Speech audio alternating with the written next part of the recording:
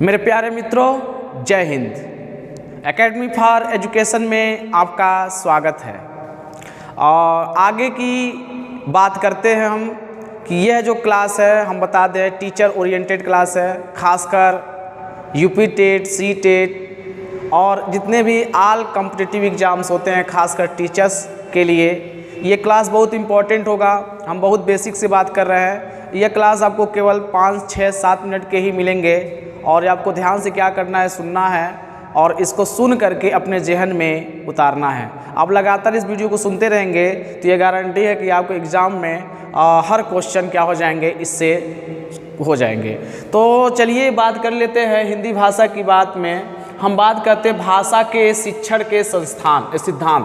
भाषा के शिक्षण सिद्धांत होते क्या है? Principle of language teaching. तो कहा जाता है कि शिक्षण एक सामाजिक प्रक्रिया है। इस पर दार्शनिक, आर्थिक एवं सामाजिक विचारधाराओं का प्रभाव पड़ता है। एक बात याद रखिएगा, शिक्षण एक सामाजिक प्रक्रिया है। समाज में सभी प्रक्रियाएं होती हैं इसी के लेकर के। तो इसमें जो दार्शनिक, आर्थिक और सामाजिक विचारधाराओं का जो प्रभाव पड़ता है, उसको अलग अलग विद्वानों ने अलग अलग रूप से क्या किया, परिभाषित किया। तो इस पर हमको क्या पढ़ना है कि जो इसका प्रभाव पड़ा है, किस तरह से प्रभाव पड़ा है। तो आपको बस ध्यान देखना है। पहला जो प्रभाव पड़ा है, स्वाभाविकता का सिद्धांत।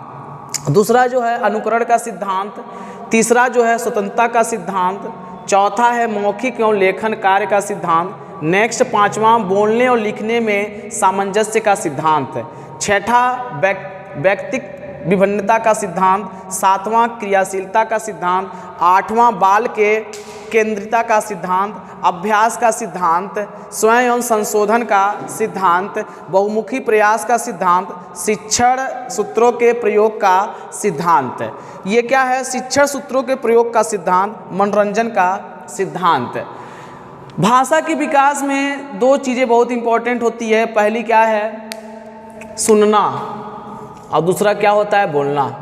तो अगर कोई विद्वान हो, कोई व्यक्ति हो, अगर वो बालक हो, वो बालक को क्या करता है, ध्यान दीजिएगा, सुनने और बोलने की प्रक्रिया को संबद्ध कर दिया जाए, मतलब उसको सुनने दिया जाए, बोलने दिया जाए, दोनों काम किया जाए, तो उस बालक का विकास क्या है, बहुत तेज़ी से होगा। हमें अपने बालकों को, बच्चों को सुनने के लिए तत्पर होना चाहिए। पहले सुनना चाहिए, उसके बाद उसी को क्या करना चाहिए, बुलवाना चाहिए। तो सबसे बात करते ये है, विकास के लिए बहुत इम्पोर्टेंट होता है। सुनना किसे कहते हैं? सुनना एक स्वाभाविक प्रक्रिया होती है जिसे लिसनिंग कहा जाता है, जिसकी भूमिका निम्न होती है। सबसे बड़ी बात ये होती है, जब बच्चा सुनता है तो उसके अंदर जो है शब्दोच्चारण की क्षमता विकसित हो जाती है। शब्द की उच्चारण करने, वो सोचता है, दिमाग में माइंडसेट करता है और उसी बात को क्या करता है, वो रिपीट करता है। तो उसके अंदर क्या है, एक एबिलिटी उत्पन्न हो जाती है, कि स्किल उत्पन्न हो जाती है, उच्चारण करना सीख लेता है। शब्दों, वाक्यांशों और उपवाक्यों का प्रयोग में इसका महत्व है। तीसरा क्या है कि उच्चारण संबंधी अशुद्धियों को दूर करने में, अगर कोई बच्चा लगातार सुनता है तो उसके अंदर जो है उच्चारण करने की क्षमता विकसित होगी, अशुद्धियों को दूर करने की क्षमता होगी। वो सोचता रहता है, दूसरों के भावों को, विचारों, अनुभवों को ग्रहण करने लगता है। शब्द भंडार की उसके अंदर वृद्धि हो जाती है। व्यवहार उपयोगी, समाज उपयोगी जानकारी प्राप्त हो जाता है। वो सोचता है, वो क्या है, उसके अंदर व्यवहार करने की क्षमता, व्यवहार करने की प्रक्रिया, समाज उपयोगी क्या है, उनकी जानकारी प्राप्त हो जाती है। विषयों, तथ्यों, घटनाओं, व्यक्तियों से संबंधी धारणा का निर्माण उसके दिमाग में हो जाता है, उसके माइंड सेटअप में तैयार हो जाता है और ध्वनियों का क्या करता है, विभेदीकरण कर सकता है। तो सुनने से इतना प्रभाव उसके जीवन में पड़ता है। अगला है जो टॉपिक है, सुनना हो गया, और दूसरा है बोलना, जिसे स्पीकिंग कहते हैं। देखिए, बोलना जो है एक मौखिक भाव प्रकाशन का एक महत्वपूर्ण चरण है। संप्रेषण के माध्यम के रूप में मौखिक ढंग से भाषा का व्यवहार मानव की अपनी विशेषता होती है। देखिए क्या है, जब व्यक्ति कोई बोलता है तो मौखिक, कुछ लोग क्या है, किसी की चीज़ को देख करके बोलते हैं, वो भी बोलते हैं, किसी को पढ़ करके बोलते हैं, और किसी को क्या करते हैं, रट करके, याद करके ही बोलते हैं। तो बोलने की कई प्रकार की प्रक्रियाएँ होती हैं, इसी के माध्यम से व्यक्ति अपने जीवन में क्या करता है, बातें करता रहता है। तो बोलना बहुत इंपॉर्टेंट होता है।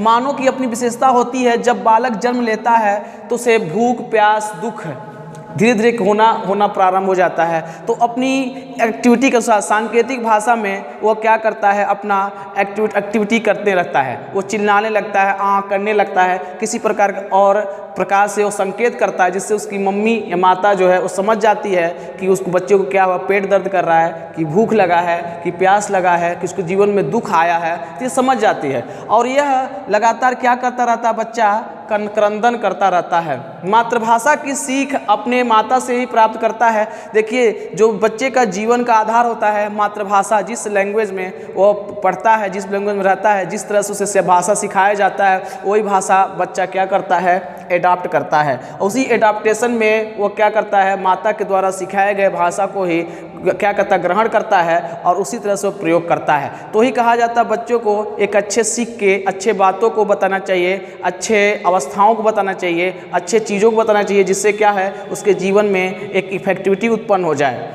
माँ की भूमिका बालक की बोलचाल का विकास के लिए एक पुनर्बलन का कार्य करता है। याद रखिएगा, पुनर्बलन पूछ सकता है कि माँ का भूमिका की बालक की बोलचाल पर किसके लिए विकास का काम करता है, तो पुनर्बलन काम करता है। बालकों के लिए सुनना और बोलना एक उपकरण है। यही उपकरण के माध्यम से अगर शुरुआती जीवन उसका सही नहीं होगा बालक का, तो उसका जीवन क्या अनर्थ हो जाएगा, उसके जीवन अनर्थ हो जाएगा, वो बोल नहीं पा जाएगा, अर्थ को अनर्थ करता रहेगा, जिसके जीवन में क्या असंतुलन पैदा हो जाएगा और उसका स्किल का विकास नहीं हो पाएगा। तो ये दोस्तों क्या था, हमारा हिंदी भाषा के लिए भाषा शिक्षण के सिद्धांत थे। और इसी तरह से मिलेंगे अगले टॉपिक में, हम व्याकरण की बात करेंगे और उसके साथ कुछ ऐसे इंपॉर्टेंट फैक्ट की बात करेंगे जो एग्जाम ओरिएंटेशन होंगे। आपको इस लेक्चर को केवल सुनना है और उसको देखना है, एक से दो तीन चार बार देख लीजिए, आपके दिमाग में पूरा माइंड सेटअप हो जाएगा। एग्जाम में जाएंगे आप बेटर करके आएंगे। अब मिलेंगे कल। Thank you very much.